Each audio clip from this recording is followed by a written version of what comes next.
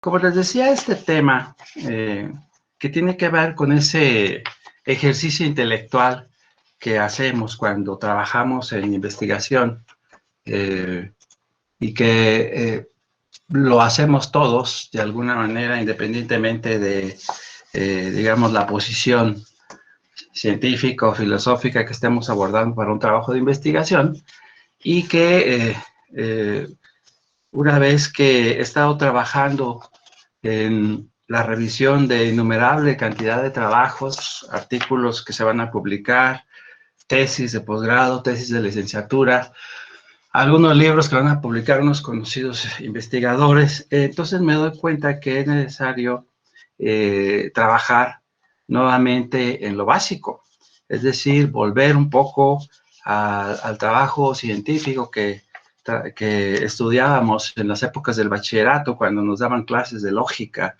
y que a fin de cuentas son tan valiosas tanto hoy como lo eran antes, pero que ahora se reflejan en nuestros trabajos de investigación. El contenido de la charla implica un poco un problema que he detectado entonces en la revisión de esos artículos, de esos trabajos, pero también unas reflexiones que ustedes van a poder encontrar en diferentes libros, en diferentes documentos publicados, desde los más antiguos hasta los más recientes. Me refiero a los trabajos que citan estos trabajos recientes, como el caso de Descartes, de Aristóteles, y ya más recientemente cómo los aborda de una manera muy sintética Mario Bunge en estos libros que publicó ya al final de su etapa, ¿no? Como investigador. Vamos a empezar con un problema. Ustedes están viendo en la pantalla, espero, el título de un documento que está publicado formalmente en una base de datos reconocida por investigadores formalmente reconocidos, identificados, y que ha sido incluso consultada, ¿no? Muchas veces. Aparentemente, con los ojos de un investigador, digamos, inicial, este trabajo puede representar de un alto valor las aportaciones que nos está presentando. Sin embargo, al ir poniéndole, digamos, un filtro, al ir revisando el artículo a fondo y descomponiendo sus partes en el título, en el problema, en la hipótesis, en el método que utilizaron, la estrategia que utilizaron como coordenada para realizar este trabajo, y luego las variables y los instrumentos que utilizó la investigadora o el investigador, así como la muestra de los hallazgos y las conclusiones, empezamos a descubrir la importancia de trabajar de una manera más fina en lo que es la inferencia científica. Ahorita vemos entonces la diapositiva solamente con el trabajo, digamos, con las declaraciones principales del trabajo, organizadas en esta coordenada que utilizamos para revisar artículos generalmente. Después, en la siguiente diapositiva, vamos a ver algunos elementos del proceso de investigación que están señalados con negritas. Y es ahí donde empezamos a identificar cómo se puede disociar o se puede ir por otro lado digamos, el proceso de investigación y relacionado con la inferencia científica. Vemos aquí entonces que se trata de un trabajo desde el punto de vista de los directores de escuelas secundarias. El problema es las estrategias que diseñan e implementan los directores de bachilleratos públicos, bachilleratos, para promover los servicios educativos, y luego ya en las hipótesis empieza a trabajar el investigador con un planteamiento en donde indica que los estudiantes no se beneficien de la educación inclusiva y las estrategias usadas. Pero luego en el método utilizan una guía para la inclusión y la equidad en la educación de la UNESCO y la contrastan contra la estrategia 2012-2018 del gobierno federal, entiendo, de México. Dicha estrategia analiza currículo, infraestructura, barreras de acceso, docentes formados e igualdad de género, entre otras cosas, ¿no? Aquí lo llamativo es que después las variables que se derivan de la guía hablan sobre el liderazgo de los altos funcionarios, los objetivos que persiguen los líderes, se refiere a los líderes de los procesos educativos en el país, y el cuestionamiento que hacen estos líderes sobre las políticas de inclusión, equidad, de estructuras. Y el instrumento que utiliza el investigador es pues una especie de cuestionario, ¿no? Vía internet sobre las actividades que realizan los directores, sus logros, sus desafíos. Entrevistan a 76 directores y en sus hallazgos especifica que las estrategias que utilizan los directores para fomentar la educación inclusiva es relevante, pero tienen evidencias de que no disponen de recursos necesarios para hacerlo cabalmente. Luego entonces, el investigador aquí termina declarando que las dependencias públicas no han transitado del reconocimiento al derecho a una educación inclusiva a la puesta en marcha de sistemas de financiamiento y acompañamiento. Como podemos ver ya con los ojos del análisis, tratando de ser rigurosos en la crítica y constructivos, podemos ver que tiene varias líneas de trabajo este documento. Uno que está en color anaranjado, espero que lo estén viendo por colores, desde el título, ¿no? Que se centra en la experiencia de los directores, en cómo implementan estas estrategias, supongo que directamente en el plantel educativo, y desde ahí ya no hay coherencia en la hipótesis, métodos y estrategias utilizadas, excepto que el instrumento sí va dirigido a los directores. Y luego, las muestras, por supuesto, son directores, y finalmente los hallazgos, por lógica, los obtiene de las estrategias que utilizan estos directores para promover estos servicios educativos, ¿no? Pero finalmente nos llama mucho la atención que utilizan la palabra que es evidente, que no disponen de recursos necesarios, y finalmente concluyen con un tema que no se trabajó en ninguna parte del trabajo, como es el sistema de financiamiento, ¿no? ¿Qué esperaríamos entonces aquí? Pues que el trabajo incluyera el análisis de los presupuestos, por ejemplo, de educación, en este caso para los bachilleratos a nivel nacional, estatal, de lo general, de lo particular, históricos, etcétera, y que a partir del análisis de esos sistemas de financiamientos y coherentes con la hipótesis que dice que el estudiante no se beneficia de la educación inclusiva, pues entonces poder pasar a las conclusiones.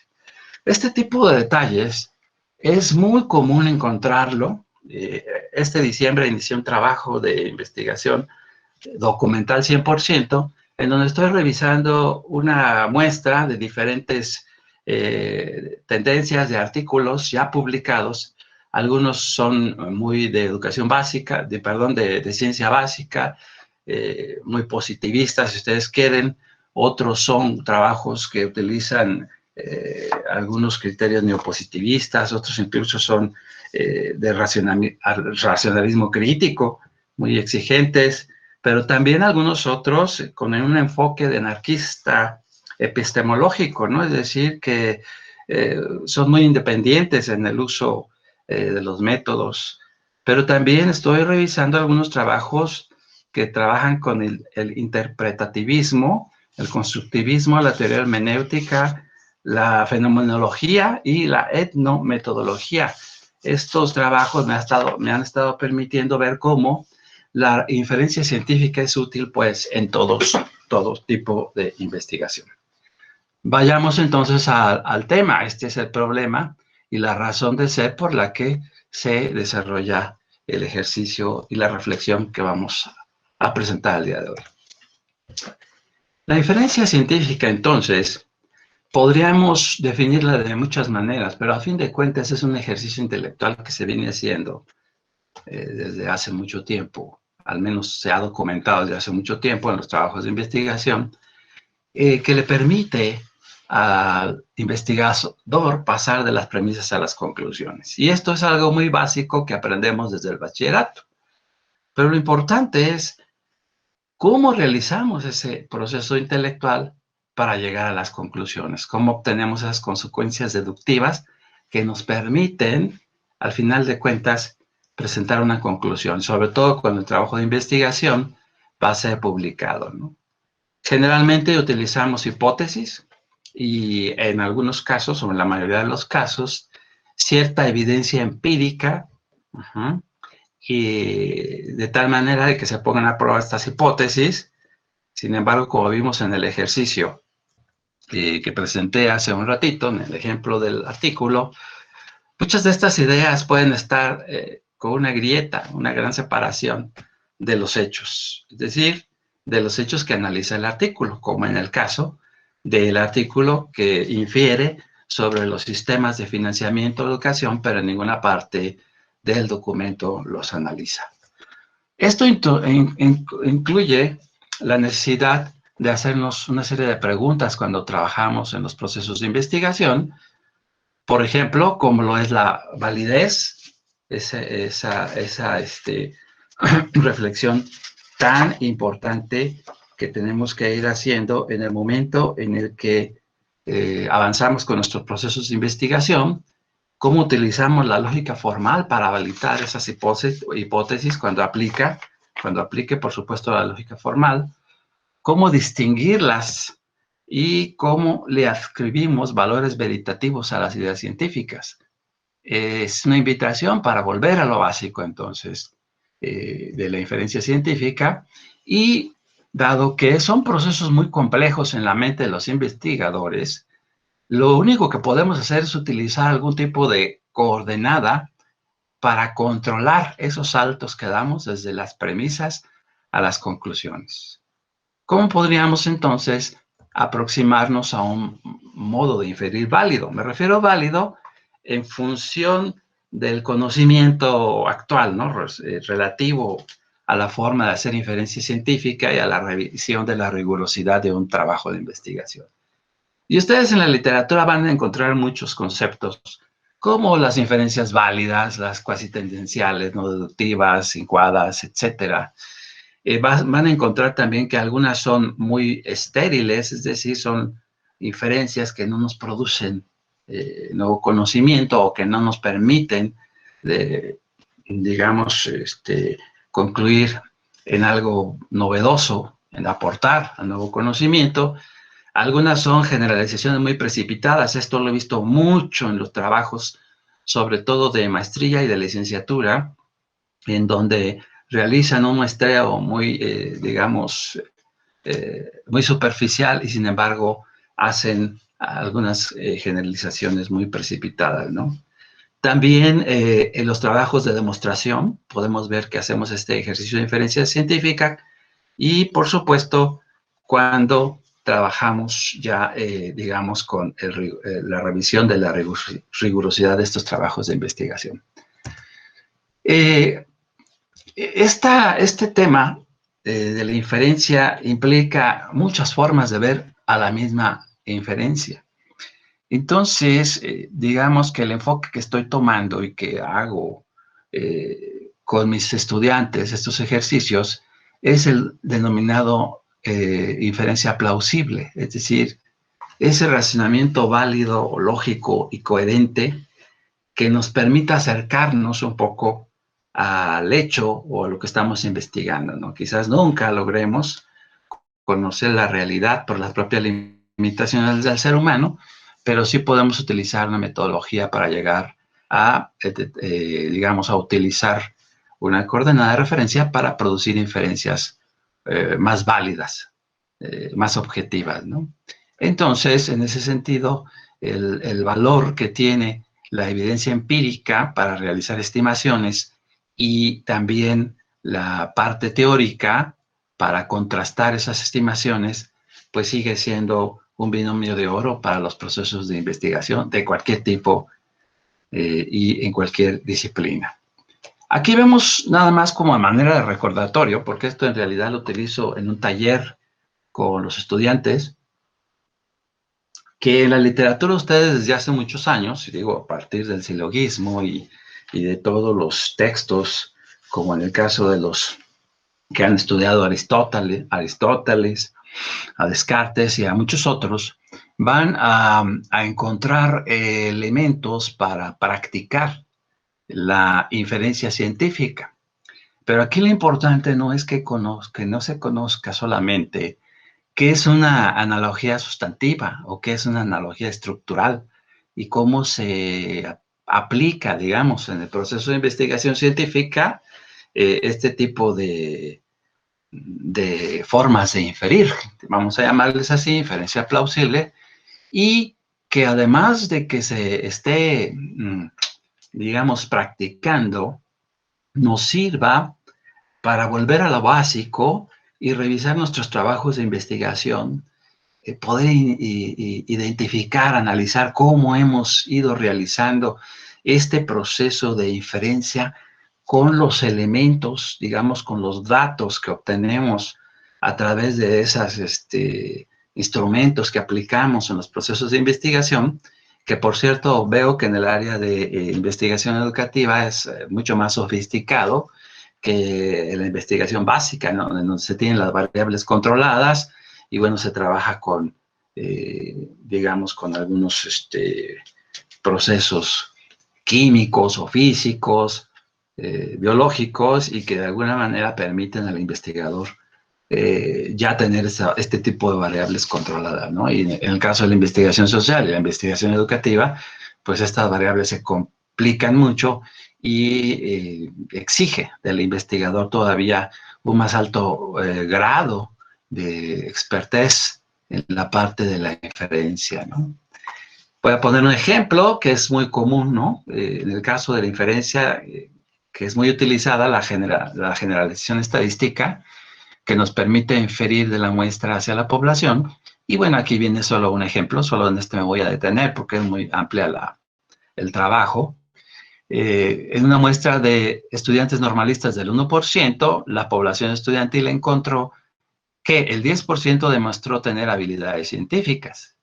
Por tanto, es factible que el correspondiente porcentaje de toda la población estudiantil con habilidades científicas sea aproximadamente el 10%. Este es algo que se sigue utilizando de una manera muy, pero muy rudimentaria en los procesos de investigación social. Al menos no puedo generalizar tampoco, ¿verdad? Porque si no, yo también estaría haciendo una inferencia precipitada de la muestra, de la pequeña muestra que he analizado, porque en contraste con toda la producción científica que hay, pues no he podido revisar tantos y tantos documentos. Sin embargo, es importante, digamos, comunicar que la forma en que venimos haciendo inferencia científica en nuestros trabajos sigue siendo todavía muy básico y en algunos casos estamos ignorando posibles variables que no las tenemos a la vista. Voy a brincarme un poquito más porque estoy utilizando los diapositivas de mi taller de habilidades científicas y vamos a reflexionar un poco sobre un elemento que puede limitar o potenciar nuestra forma de inferir. Lo que es las limitantes humanas que tenemos por efectos de la percepción, donde utilizamos nuestros sentidos para percibir lo que podemos denominarle nosotros la realidad o un hecho, y cómo estos instrumentos naturales que tenemos, también los investigadores, al igual que cualquier ser humano, pues pueden limitar la forma de percibir este fenómeno, este hecho que está bajo estudio, y finalmente va a necesitar del uso de instrumentos de investigación para ampliar la perspectiva, ¿no? Y captar mayores datos y información de mayor calidad, que no lo podría hacer si se basa solamente en la simple observación. Y también el fenómeno de la apercepción, que entonces nos va a permitir con el transcurso del tiempo, con las experiencias, con los conocimientos, habilidades actitudes que vamos desarrollando en el proceso de investigación, percibir los fenómenos de una manera distinta.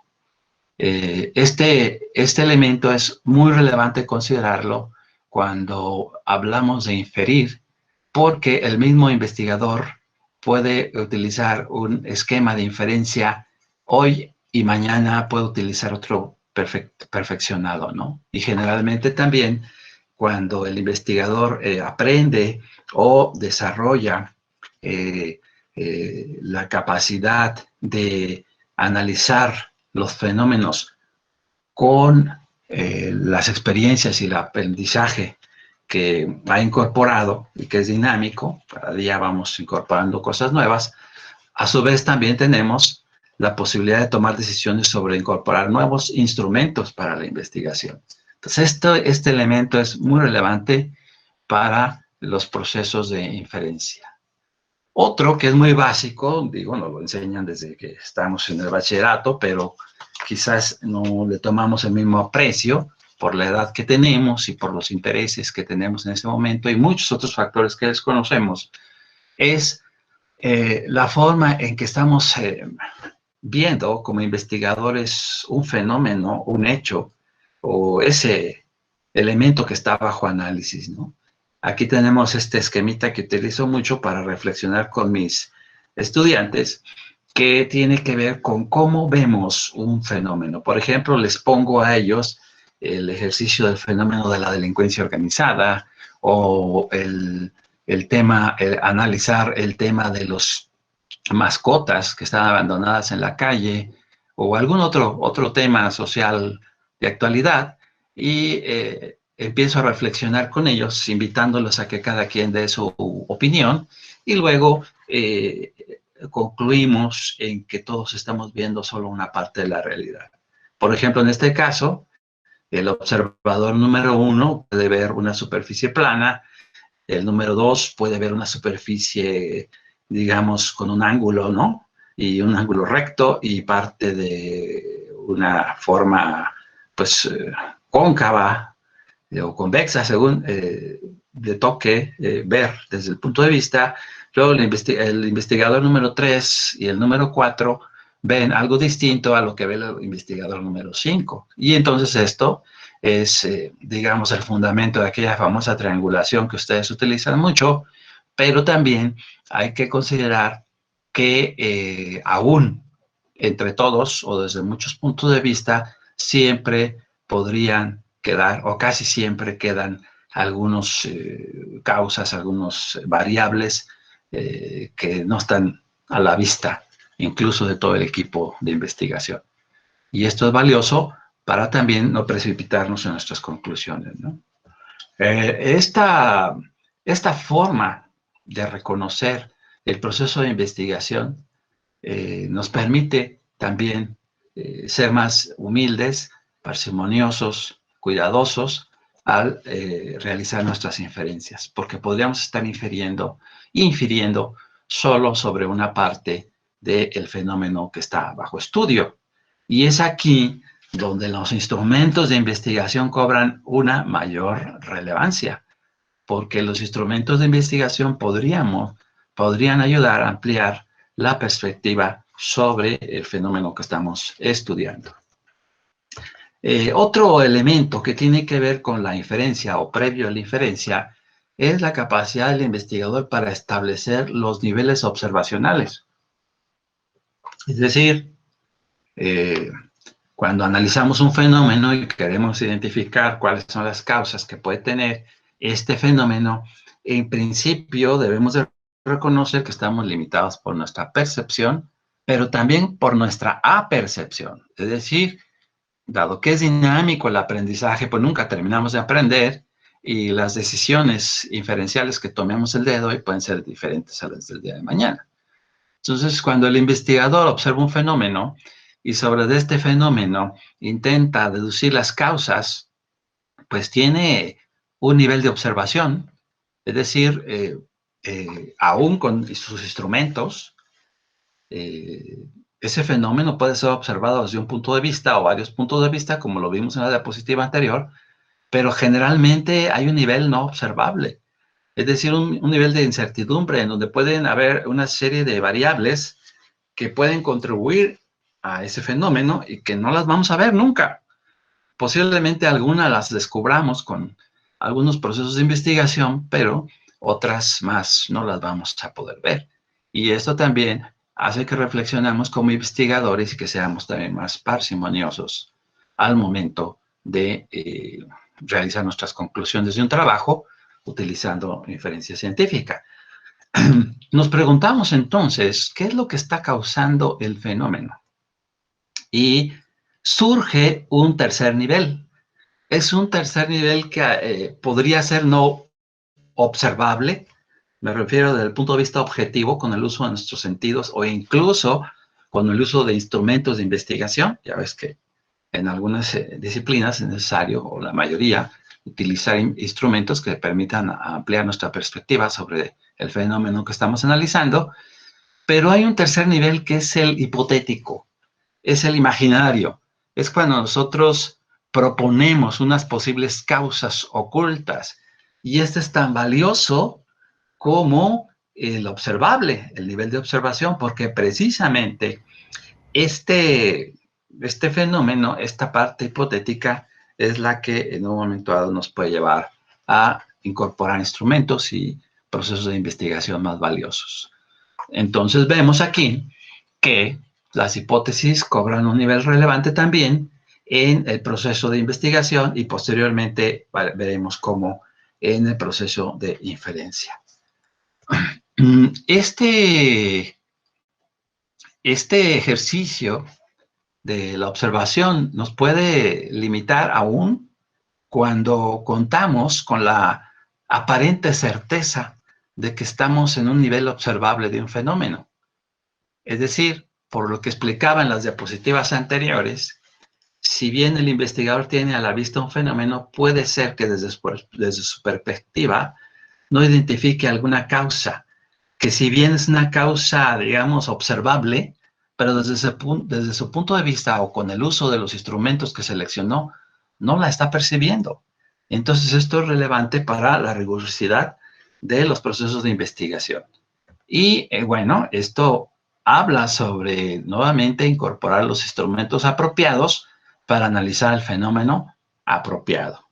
Otro de los elementos que es importante reconocer es de que en ese nivel hipotético, cuando estamos analizando causas de un fenómeno, puede haber causas ocultas que están conectadas al fenómeno. Es decir, que podríamos con un trabajo apropiado identificar si son una variable que, digamos, que causa o que es parte de la causa de este fenómeno analizado, pero hay otras que podrían estar ocultas, pero no estar conectadas, no ser aportantes al fenómeno.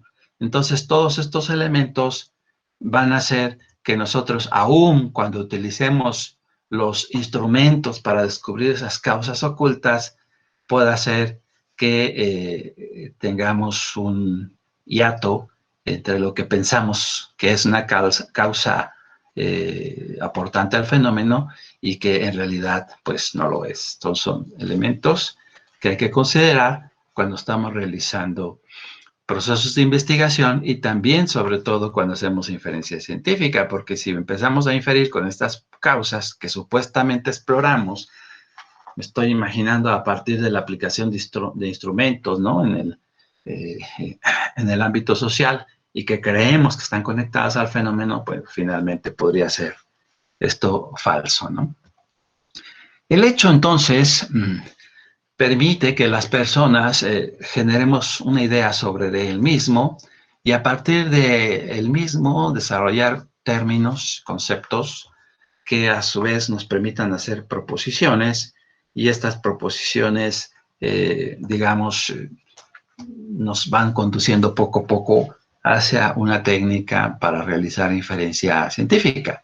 Estas proposiciones que pueden ser afirmativas, negativas, universales, etcétera, y que también podemos utilizar de manera demostrativa o dialéctica, son elementos que entonces nos van a poder facultar para aplicar estas proposiciones que después nos van a conducir a la inferencia científica, como pueden ser los silogismos.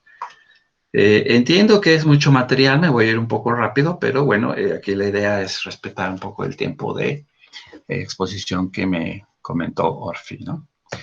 Le voy a pedir a Orfi que si hay alguna situación relacionada con que no se escuche o que no puedan estar viendo alguna diapositiva, me mande un WhatsApp y aquí con gusto para yo estar atento, ¿no? Y asegurarme de que todos estén escuchando.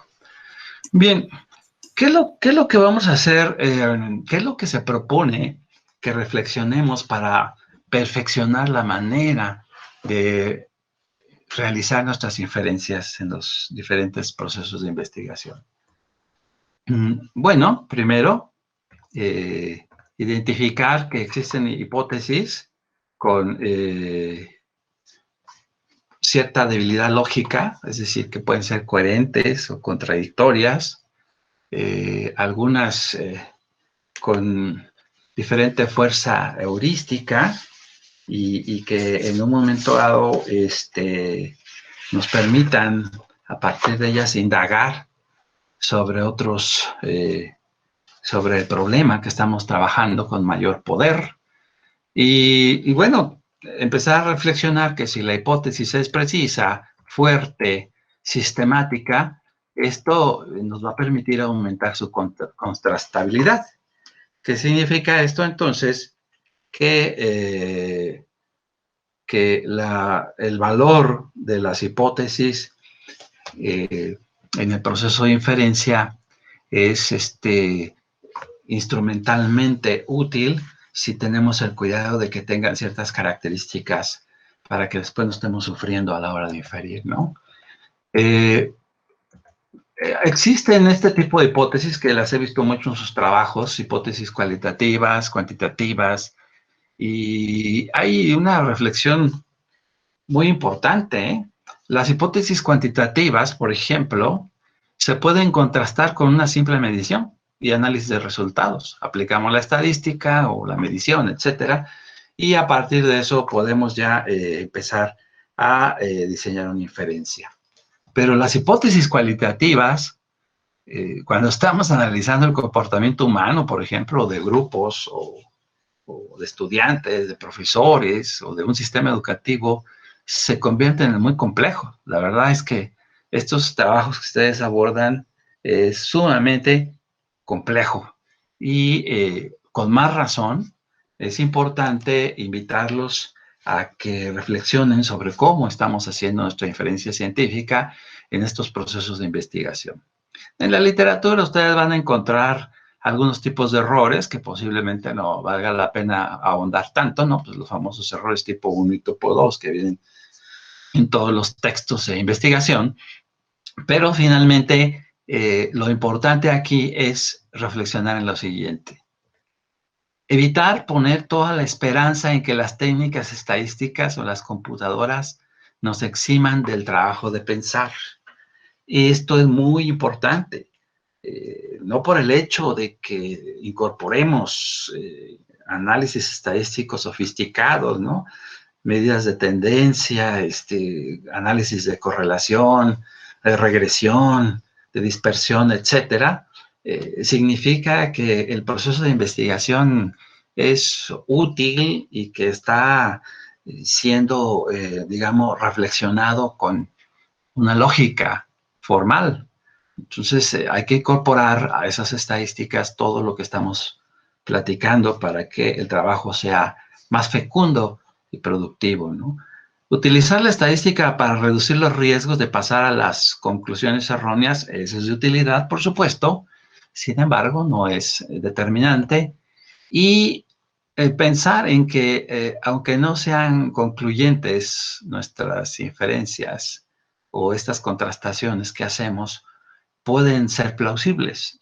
Es decir, por las propias limitaciones de las que hablé, es muy probable que aún que sigamos un proceso de inferencia que incorpore elementos cualitativos que después se contrasten con un ejercicio empírico o con un experimento, una observación en la que se incorporen datos cuantitativos y veamos que los resultados no son coherentes con nuestra hipótesis con la que decidimos iniciar este trabajo de investigación, pues puede ser plausible aún así, porque generalmente esos instrumentos tienen la misma debilidad que tiene la propia percepción humana. Es común que encontremos las fuentes de discordancia en el tema del análisis de la hipótesis, que después nos lleva a, digamos, a mezclar esta predicción teorética con los resultados empíricos y que, digamos, si la hipótesis es verdadera, serán perceptibles ciertos hechos. Por ejemplo, tendremos que encontrar algún tipo de manifestación en el fenómeno que estamos analizando, observaciones, posiblemente hagamos uso de indicadores. Entonces aquí viene nuevamente la importancia de incorporar a nuestras proposiciones teoréticas también el análisis de resultados observacionales, ¿no? Y considerar que la contrastación empírica de las teorías es generalmente indirecta, es decir, pues obviamente, ¿no? Pues es una teoría, tenemos que descomponerla en un conjunto de hipótesis, ese conjunto de hipótesis en un conjunto de proposiciones positivas o negativas, universales, etcétera, y que después van a tener que operacionalizarse en un proceso de investigación, pues obviamente que tiene que hacerse de manera indirecta. Las hipótesis y las teorías científicas que no se refieren a experiencias reales, sino a modelos o aspectos idealizados, se contrastan de manera indirecta. Ahorita me estoy acordando sobre este tema que estaba revisando ayer del enfoque de sistemas, la teoría de sistemas, ¿no? Que pues es un modelo ideal, una forma de abordar el análisis de un fenómeno y que a fin de cuentas hay forma de hacer una contrastación observacional según el caso, ¿no? Por ejemplo, en la hipótesis, todo sistema que permanece aislado en el transcurso del tiempo tiende a la desorganización. Yo le agregué a morir. Se podrían diseñar experimentos con grupos de control para someter sistemas al aislamiento por tiempos determinados y obtener indicadores para la contrastación. Este sería un ejemplo de cómo aplicar la parte de este binomio, ¿no? Teórico y empírico para llegar a resultados un poquito menos erróneos que los que se tienen si nada más nos quedamos con la hipótesis. ¿Cómo podemos abordar la contrastación? Vamos a ver un ejemplo con una teoría genética. Empecemos reflexionando con el problema de las rutinas, o con la hipótesis, las rutinas educativas son los genotipos y los resultados de los fenotipos de un proceso educativo de calidad. Esta declaración o esta proposición, o serie de proposiciones, nos representa un problema. ¿Será cierto esto? ¿Cómo podemos abordar la forma de contrastar esta hipótesis? Y posiblemente surja la necesidad de elaborar una hipótesis adicional o derivada de la hipótesis de investigación con la que, digamos, iniciamos este trabajo, y hacer algo así. Si las rutinas son los genotipos de un proceso educativo y los resultados los fenotipos, ambos podrían ser observables utilizando una norma de calidad. Es decir, quise decir norma de calidad, pero puede ser cualquier otro tipo de norma, que es una coordenada que nos permita caracterizar esas rutinas y poderlas analizar, ¿no? O sea, lo que hace el profesor todos los días, lo que hace el directivo todos los días, lo que hace, no sé, el personal del centro educativo todos los días.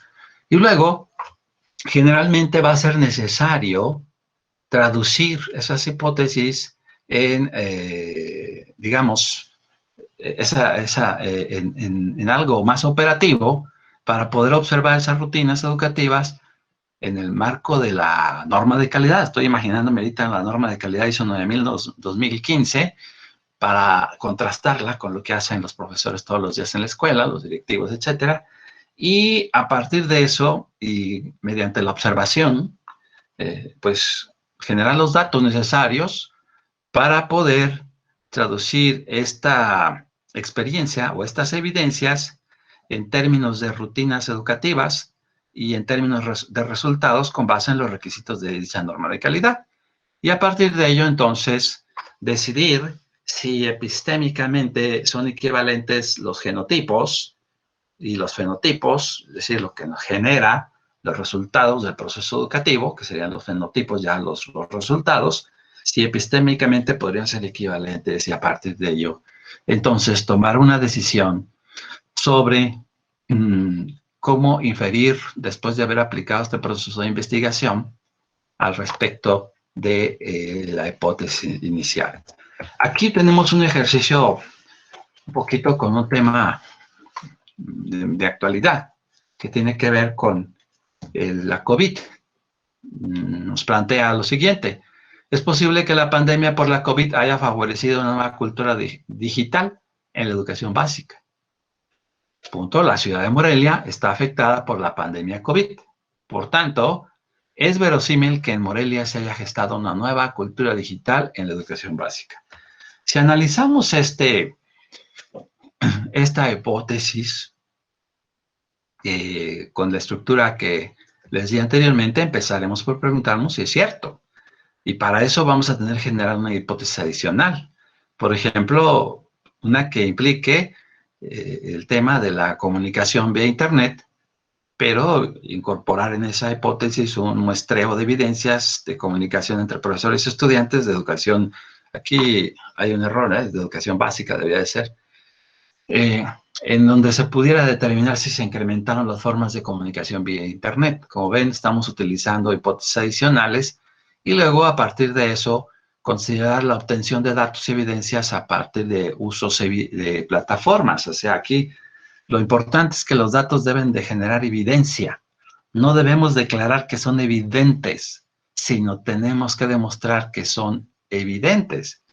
Así, por ejemplo, archivos digitales, exámenes en línea, generados antes y después de la pandemia, para poder inferir con base en ellos si es cierto que la pandemia pues, nos obligó a algo.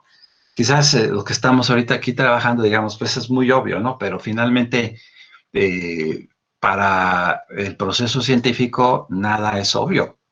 Y es importante que se demuestre de una manera estructurada el proceso de investigación para poder inferir apropiadamente. Y una vez que si se decida esto, entonces se aplican también entrevistas, cuestionarios, se recuperan evidencias de las plataformas, etcétera, para obtener los datos necesarios.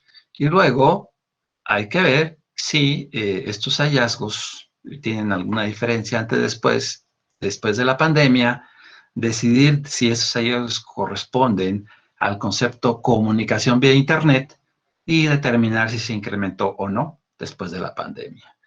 Esto es muy diferente a hacer una declaración, por ejemplo, periodística, ¿no? Porque nosotros suponemos, es decir, si Adrián Zaragoza ahorita tiene que dar su clase vía Internet desde su casa, no por eso tienen que haberlo hecho todos. Y finalmente, en la ciencia debemos de utilizar procesos para poder llegar a una conclusión basada en evidencia, ¿no? Y ya finalmente, pues tomar la decisión si en verdad tenemos evidencias de que la comunicación vía Internet se incrementó por la COVID y aún así esa inferencia terminaría siendo imperfecta, ¿no? Porque habría que ver de los millones de mexicanos que estamos involucrados en la educación, pues cuáles tienen acceso a hacer lo que estamos haciendo ahorita. Bueno, vamos a seguir un poco más rápido para que nos alcance el tiempo. Orfi me dice que tenemos hasta las 10:30 máximo, entonces voy a tratar de acelerar un poquito. Bueno, utilizar la lógica deductiva para explicitar supuestos iniciales, después de ahí obtener las consecuencias contrastables, apoyarnos con datos empíricos. Estos datos empíricos nos podrán servir para convalidar supuestos iniciales Y algo importante, revisar cuál de ellos son falsos, ¿no? ¿Cuáles pueden ayudar a refutar una hipótesis, por ejemplo, ¿no? De que estamos suponiendo que son válidos y en realidad no están representando conceptualmente lo que deberían, lo que intentamos o lo que necesitamos para poder refutar o confirmar la hipótesis. Una vez que esto se hace, pues se decide si la hipótesis se refuta o no, y aún así sería conveniente que como investigadores siempre consideramos que se puede refutar o no la hipótesis, pero no de manera concluyente. Hay que considerar que al día siguiente podríamos haber encontrado nuevas sorpresas y la hipótesis podría no ser falsa, aunque la hayamos refutado. Entonces, este nivel de prevención, de cuidado, de parsimonía, que hay que tener, digamos, como investigadores al momento de llegar a las conclusiones es muy recomendable. Sin que por esto obviemos algunos pasos y queramos rápidamente pasar desde los supuestos iniciales a una hipótesis light que a fin de cuentas no representa, no refleja el trabajo de investigación realizado, ¿no? Eso es importante. Y aquí está la clave para no precipitarnos al declarar nuestras conclusiones. Seguimos. ¿Qué salidas podremos tomar ante esto? Ante esto de que, pues, posiblemente en todos los procesos de investigación nunca lleguemos a la verdad, ¿no? Esto ustedes lo manejan muy bien. Lo digo porque he estado compartiendo en talleres con algunos de ustedes y sé que ustedes trabajan muy bien este tipo de reflexiones. Bueno, pues una de las salidas que podríamos tomar es pues reconocer que la búsqueda de la verdad en la ciencia carece de interés, porque finalmente, digamos, solo queremos aproximarnos, ¿no? Solo la falsedad puede averiguarse de modo concluyente sobre una base empírica, pero es insuficiente. Debe de complementarse con contrastaciones no empíricas.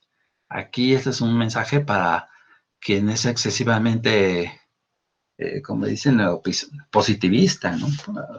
Neopositivista no, porque los neopositivistas ya incorporaron este binomio, ¿no? La parte teórica y la parte empírica de manera inseparable y más rigurosa.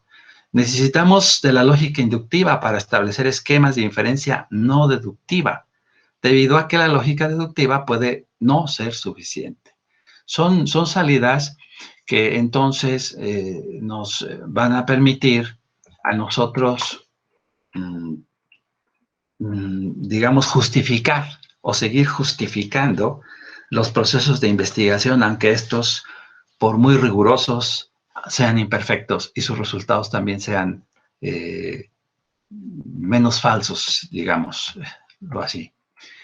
Bueno, la búsqueda de la verdad factual carece de interés en la ciencia. Ya de aquí en adelante son reflexiones. Empecé por el problema, después analizar cómo se lleva a cabo ese proceso intelectual para hacer inferencia científica, y ahorita ya viene una parte de reflexiones relativas a la contrastación de hipótesis y teorías, ¿no? Si declaramos entonces que la búsqueda de la verdad factual carece de interés en la ciencia, pues ¿cuáles serían las razones o cuáles podrían ser las razones? Siempre hay que agregar la parte de la posibilidad, porque todo esto puede cambiar de un momento a otro. Las limitaciones personales del ser humano son limitadas, nuestro conocimiento es limitado, los límites de nuestro conocimiento son dinámicos, hoy conocemos algo, mañana otras cosas, y lo que sí podemos, digamos, empezar a concluir es de que no tenemos capacidad para limitar esos límites, es decir, si el conocimiento humano es limitado, pero es dinámico, pues posiblemente no podamos pararlo, ¿no? Y esa es la razón de que todo el tiempo salen nuevas teorías, nuevos posicionamientos filosóficos, científicos, y bueno, pues es parte del desarrollo científico, ¿no? La contingencia de las proposiciones experienciales, es decir, las proposiciones de experiencia no solo digo, no son solo lógicamente necesarias. Estas proposiciones que utilizamos para los procesos de investigación pueden ser fiables, pero no útiles. Y esto es muy importante cuando realizamos un proceso de investigación y aplicamos instrumentos que no son pertinentes o utilizamos una muestra que no es coherente con lo que queremos analizar. Y bueno, quizás aquí estoy siendo muy crítico, ¿no? Con una posición como los relacionalistas críticos, ¿no? Estas resultados que obtenemos pueden ser fiables, pero no todos útiles. Y unos pueden ser más falsos que otros. A menudo alcanzamos entonces un acercamiento a la verdad o a conocer ese fenómeno de interés.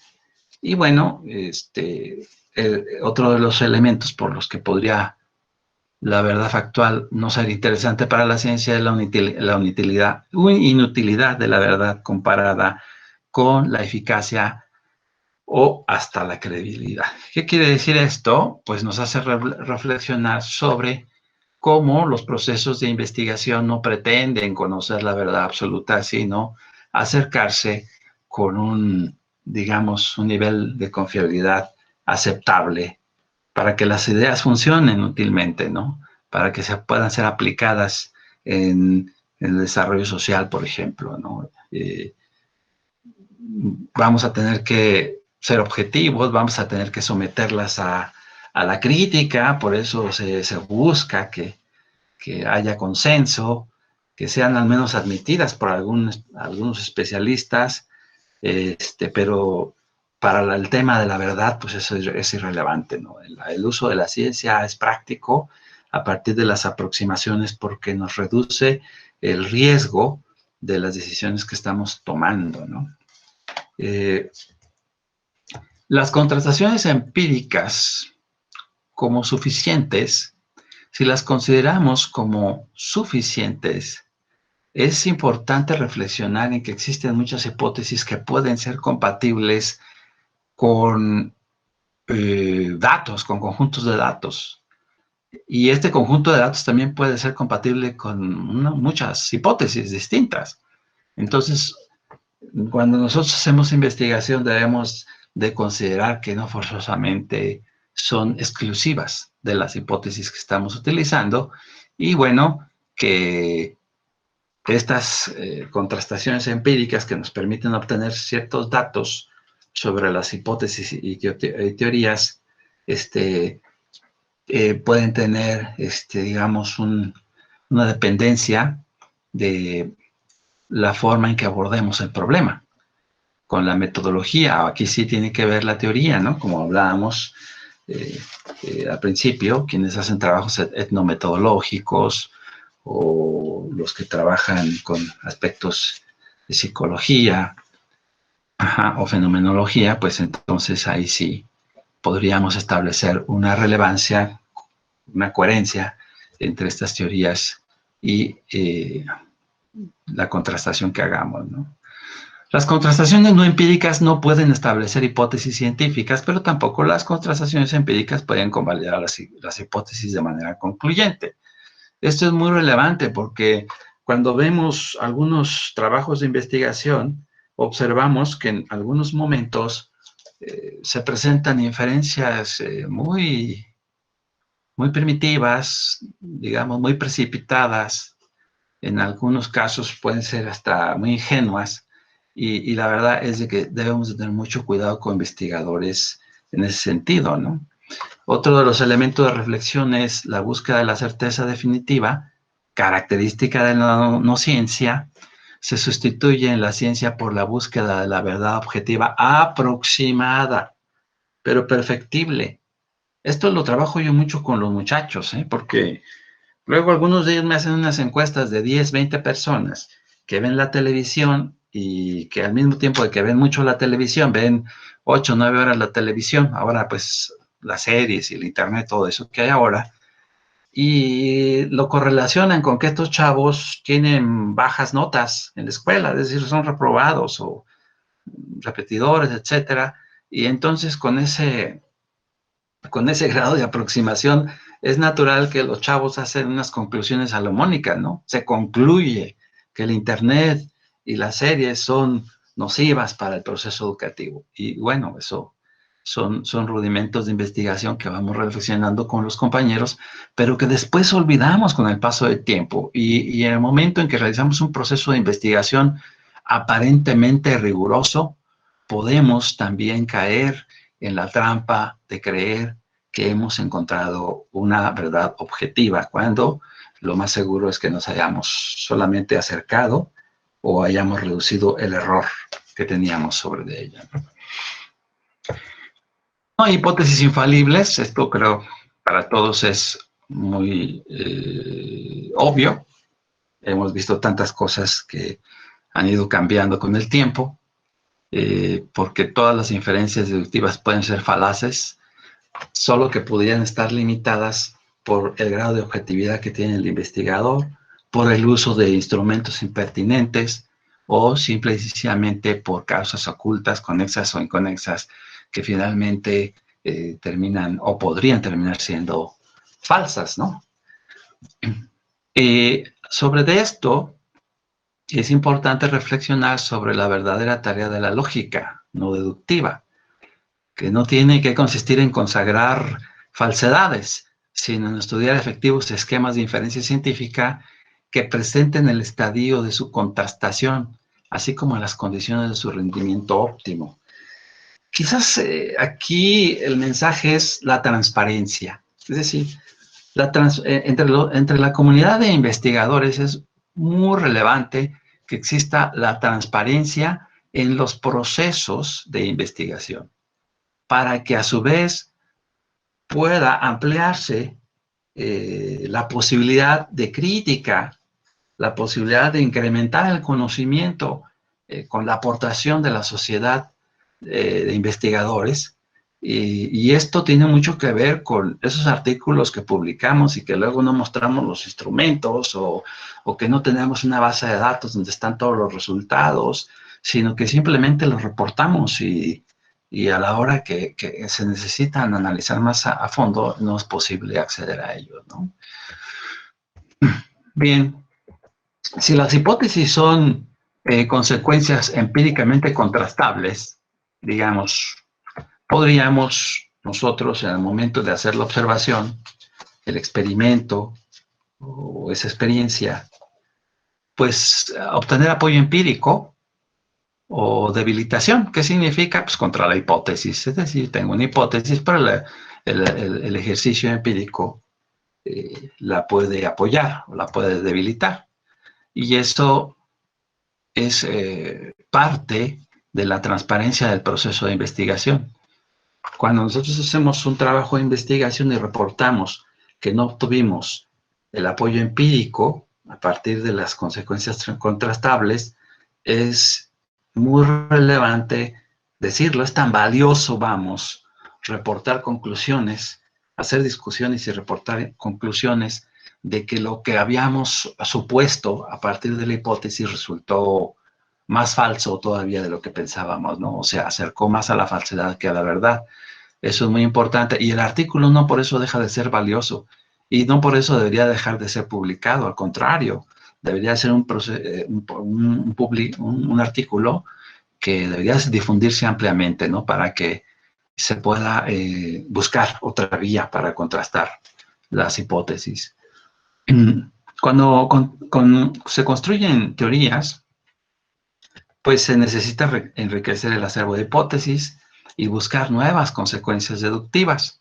Esto quiere decir, entonces, que, por ejemplo, en el caso de que no obtengamos el apoyo empírico para una hipótesis que nos hemos planteado, esto nos puede dar pauta para nuevas hipótesis y para nuevas consecuencias deductivas. Y por tanto nos puede dar pauta para contrastar de manera diferente y buscar otros procesos para obtener, digamos, resultados, ¿no? Y esto, a su vez, hace más ricas las teorías, aportamos al conocimiento ya existente y hacemos un ejercicio de investigación más fecundo. ¿Cómo podemos contrastar teorías? Vamos a ver cómo vamos. Son las 10:15, ya me voy a acelerar muy rapidito. Primero, hay que asegurarnos que se trata de un sistema hipotético deductivo. Eso es muy importante, porque luego hay teorías que desde mi punto de vista podrían ser pseudoteorías, pero digo, es solo un punto de vista.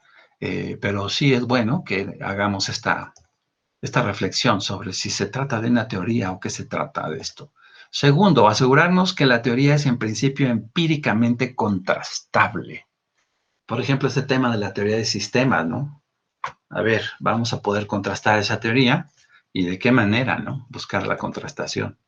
Una aportación puede ser precisamente un método para contrastar la teoría de sistemas en un proceso educativo, por decir algo, ¿no?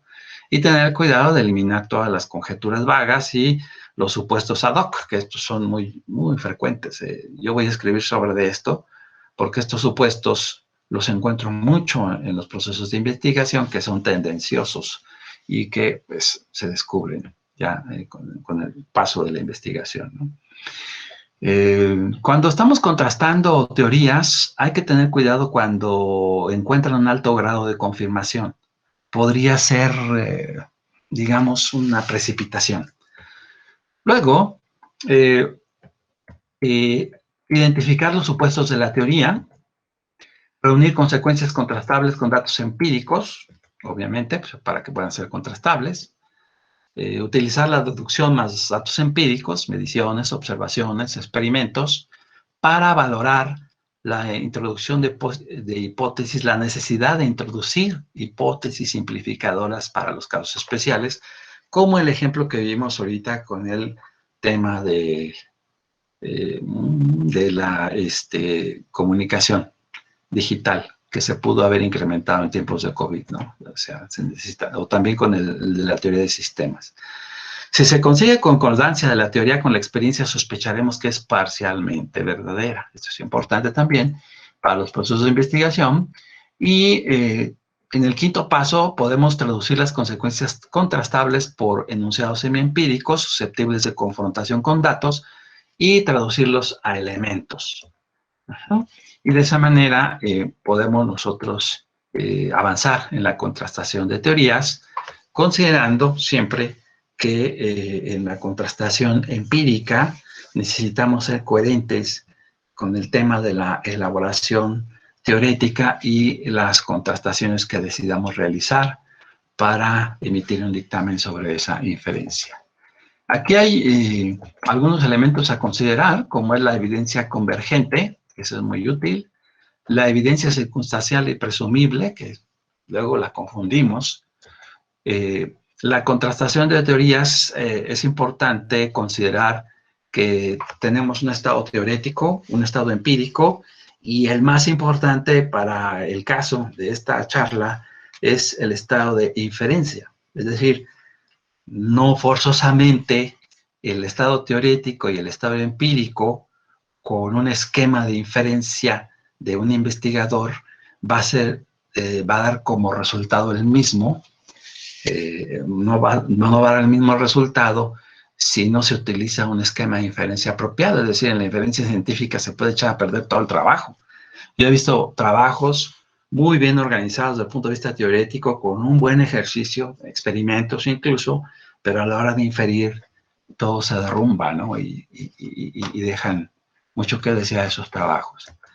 En este estado teorético, cuidar, pues entonces, toda esa coherencia desde los presupuestos hasta la forma en que estamos interpretando esa teoría, el estado empírico, partiendo obviamente de los presupuestos teóricos, y ver cómo podemos ir convirtiendo en observable y operacionalizar esas observaciones.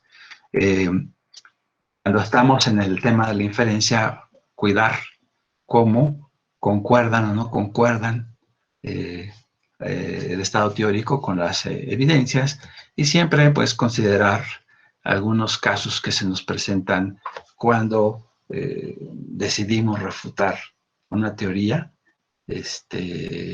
y también cuando no se llega a ninguna conclusión. Ya casi vamos cerrando, pero me voy un poquito más rapidito, me quedan 11 minutos. Eh, Aquí voy a dejarles unos criterios sugeridos para examinar teorías. Son muy importantes que los analicen, que hagan ejercicios con sus estudiantes sobre temas como la sistematicidad, la consistencia externa, la potencia explicativa y predictiva, ajá, de la teoría, la representatividad, la fuerza heurística, la contrastabilidad, la consistencia con la visión del mundo, es decir, con el conocimiento existente. Ustedes que están muy bien familiarizados con los teóricos de su campo, eh, contrastar también con eso. Y en los criterios para contrastar teorías podemos utilizar una serie de estrategias para asegurarnos de que estamos haciendo una contrastación sistemática que puede no ser perfecta, pero por lo menos nos da una coordenada de revisión de teorías que si la aplicamos podemos incluso irla enriqueciendo, ¿no?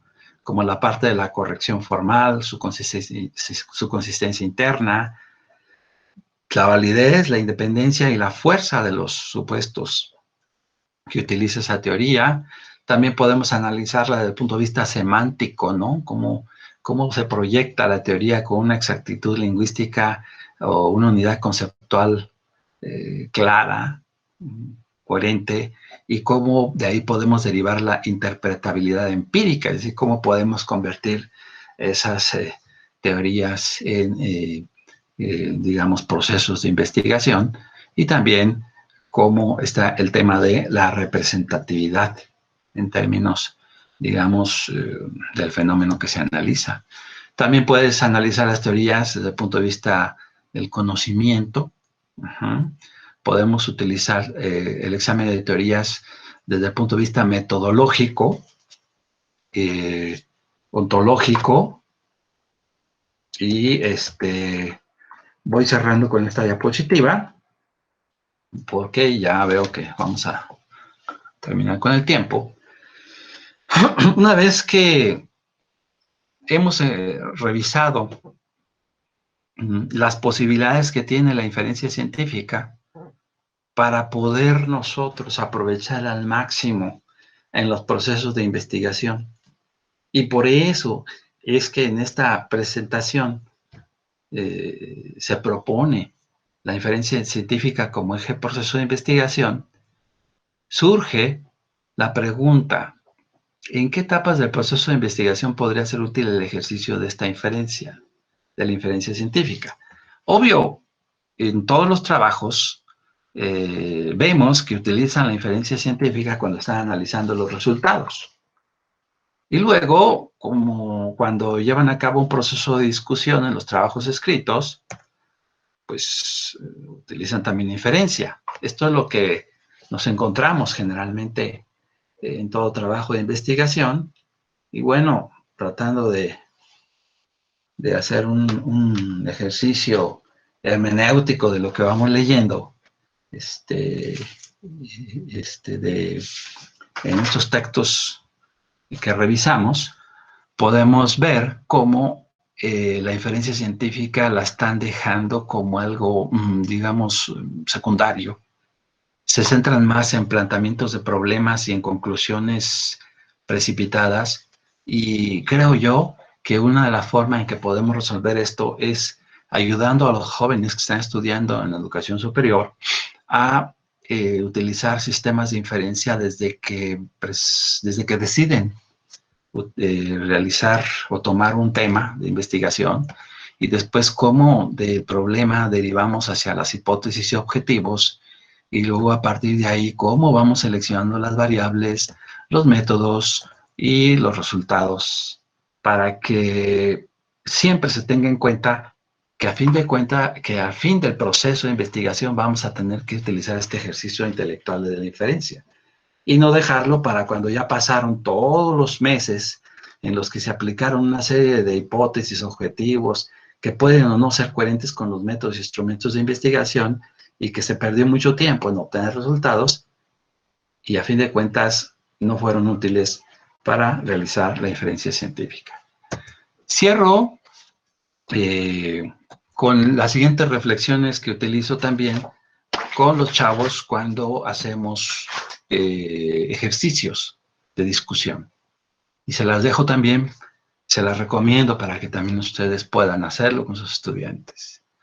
Lo hacemos utilizando la mayéutica, haciéndonos preguntas para detonar la reflexión. Y aquí hay algunas. ¿La verdad factual requiere la conformidad con los hechos? ¿La ciencia es autocorregible? Esa es una pregunta padrísima para trabajarla con los chavos a nivel de licenciatura y después en posgrado, ¿eh? ¿Las doctrinas podrían ser el cementerio de la investigación? Porque ellas tienen ya todas las respuestas. La investigación científica y filosófica luchan rechazando construcciones dogmáticas. Esto es muy importante detonarlo en el aula porque se van a encontrar ustedes con muchas sorpresas que inicialmente no las consideramos porque creemos que los estudiantes no están familiarizados con la lógica formal, pero a fin de cuentas la aplican en muchas situaciones, ¿no? Y también nos damos cuenta que luego nosotros como investigadores podemos estar cayendo en algunas prácticas que no son propiamente científicas, sino más bien doctrinarias, ¿no? Y en ese sentido, llamar la atención de todos ustedes y de todas las personas que se dedican a la ciencia para que hagan un trabajo más transparente y más útil socialmente, y esto tiene que ver con la rigurosidad de nuestras aportaciones. Pues es cuanto. Gobierno de Michoacán. Michoacán se escucha.